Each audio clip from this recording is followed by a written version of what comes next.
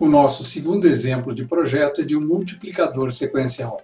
O exemplo nos pede para projetar um circuito capaz de realizar a multiplicação entre dois valores presentes em entradas de 4 bits, representados por A e B.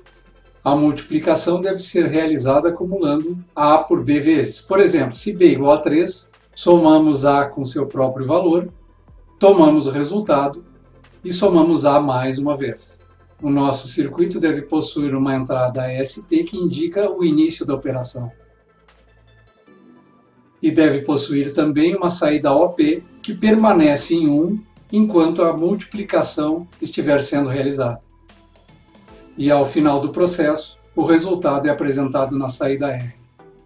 Primeiro passo, a definição da máquina de estados finitos através do diagrama de estados. Segundo passo, definição dos elementos e da interligação dentro do bloco de DataPath. Terceiro passo, definição das conexões entre os blocos de DataPath e de controle. E quarto e último passo, o projeto do bloco de controle. Na definição da máquina de estados finitos de alto nível, optamos por um diagrama de 5 estados. Ao primeiro estado chamamos de início, aguarda a ocorrência do sinal de começo da operação. Se start igual a 0, a máquina permanece no estado início. Neste estado, a saída que indica a operação ativa é 0.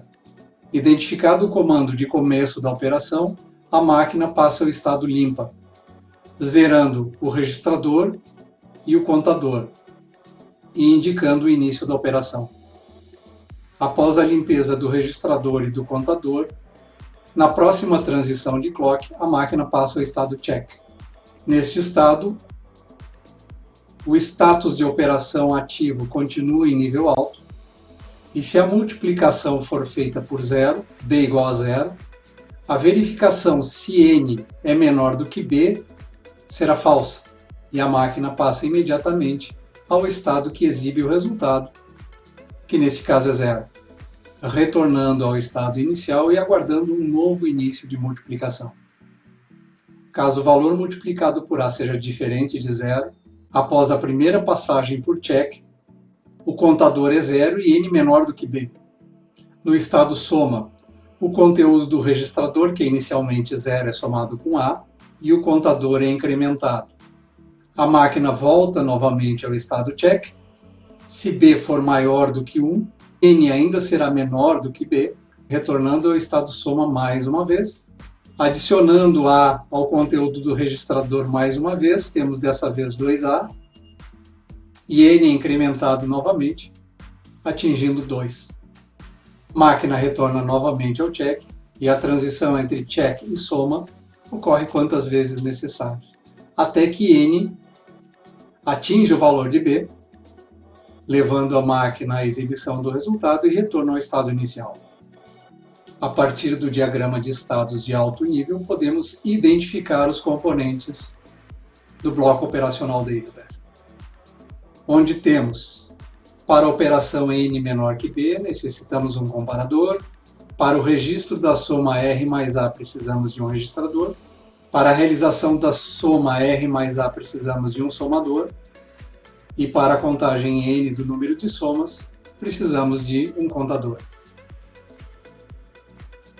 Os blocos podem ser interligados do seguinte modo.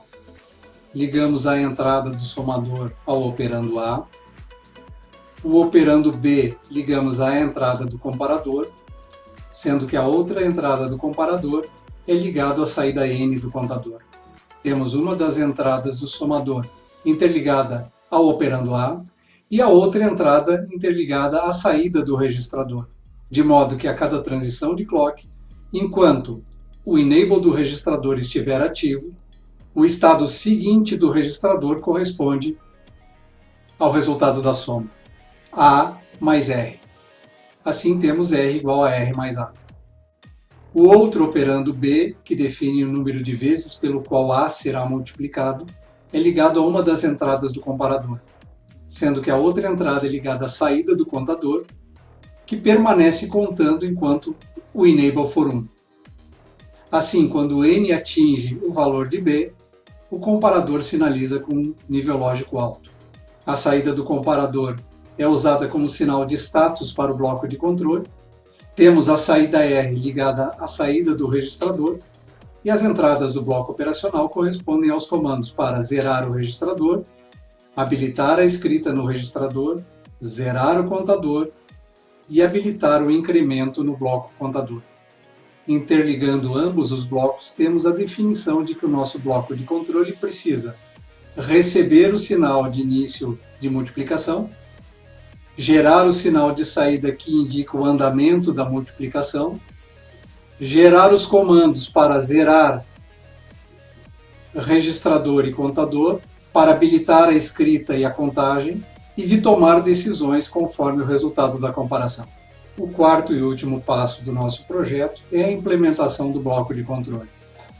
Partindo do diagrama de estados de alto nível, substituímos as operações indicadas pelos sinais de comando e de status correspondentes. No estado início temos OP igual a 0, e os comandos para zeragem do contador e do registrador e para habilitação de ambos iguais a 0.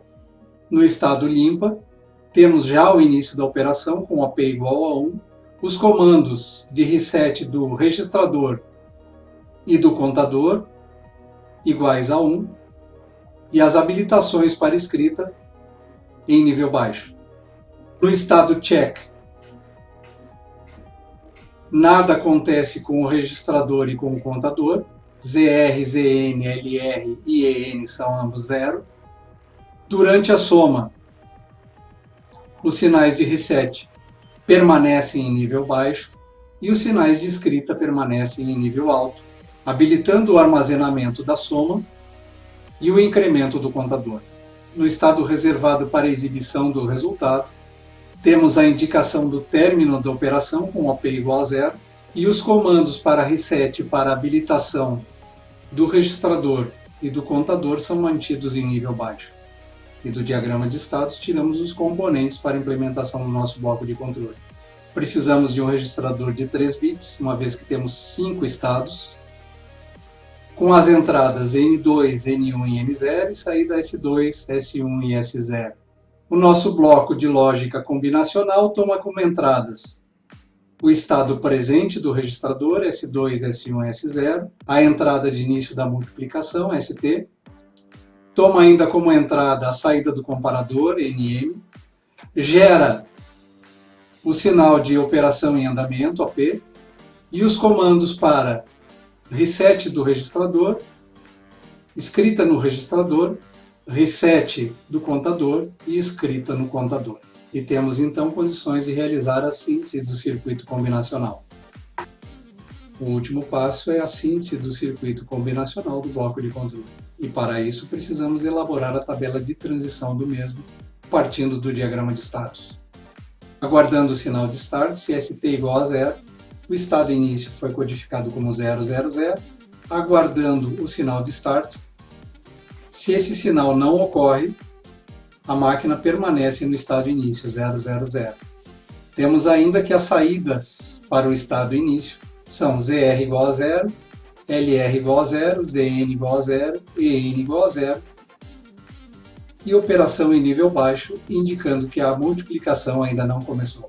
Se o comando de início da operação for identificado, a máquina passa para o estado limpa 001. Como ainda estamos no estado início, temos ZR igual a 0, LR igual a 0, ZN igual a 0, EN e OP iguais a 0.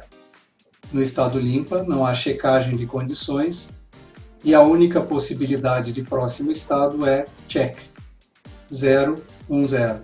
As saídas durante o estado limpa são ZR igual a 1, limpando o registrador, LR igual a 0, escrita não habilitada, ZN igual a 1, zerando o contador, EN igual a 1, contagem não habilitada. E OP igual a 1, indicando que a multiplicação já começou. No estado check, 0, 1, 0, a máquina verifica a condição à saída do comparador.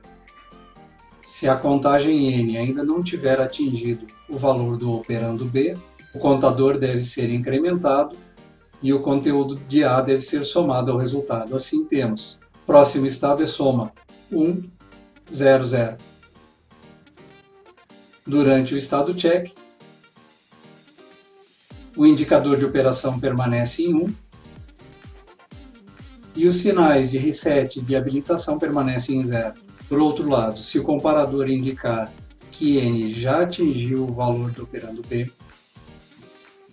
temos o final da multiplicação e a máquina vai para o estado em que o resultado é exibido, que é codificado como 1, 0, 0. No estado soma, codificado como 0, 1, 1, o próximo estado será sempre check, 0, 1, 0, e as saídas devem ser ZR e ZN iguais a 0, porque não temos reset nem no contador nem no registrador, e precisamos habilitar a contagem através de N igual a 1 e o armazenamento no registrador através de LR igual a 1. Assim temos ZR0, LR1, ZN0, EN1 e operação igual a 1. Por fim, completando a nossa tabela de transição, no estado mostra, no estado de exibição do resultado, temos próximo estado é sempre o estado início, e os sinais de comando ao datapath são todos 0, e o sinal de saída de operação é 1. Para chegarmos ao circuito combinacional, cada uma dessas colunas deve gerar uma função lógica que pode ser obtida usando, por exemplo, mapas de Carnot, como no exemplo anterior. Este último passo fica como exercício para o aluno.